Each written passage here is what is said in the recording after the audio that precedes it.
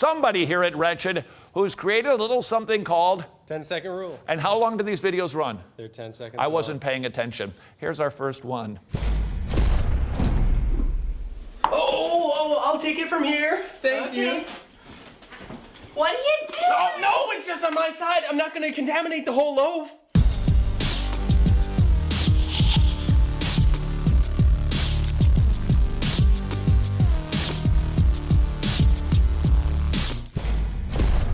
You can't do it with a recipe. You can't do it with life.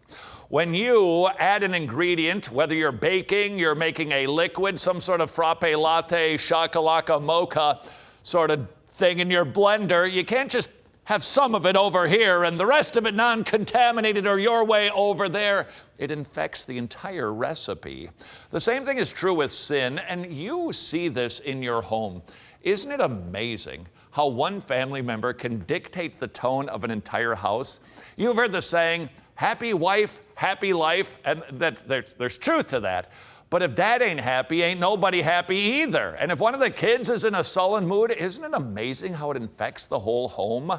Maybe right before you take a trip, everybody's getting ready, but one of the kids, for whatever reason, is mopey, they didn't get their thing washed, and now they're unhappy. And it can just drag down an entire home. It's amazing how much power every family member has. Now, let's just say for yucks that is true on that micro scale.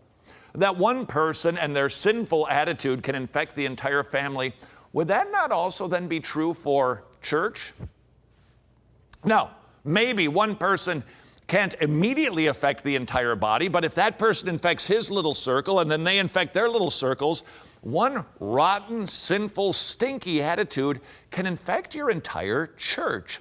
Now, if it's true that one sinful attitude can infect your entire church, wouldn't that also be true for a bigger community of people, or even a city, or a state, or I don't know, nation?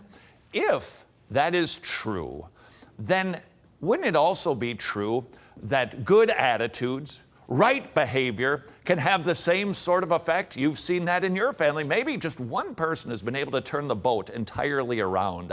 Maybe at one church meeting when everybody's just acrimonious and just at each other, one person with a cheerful attitude can brighten up the place. Wouldn't that be true for our entire communities? Now, we're probably not going to see that effect measurably on that grand scale, but you absolutely will see it on the church scale, and you will see it on the family scale. Got a question for you. How is your attitude? How is your tone? How do you enter the room? How do you begin the vacation? How do you start the day? Are you a leaven that brings joy, or are you a leaven that brings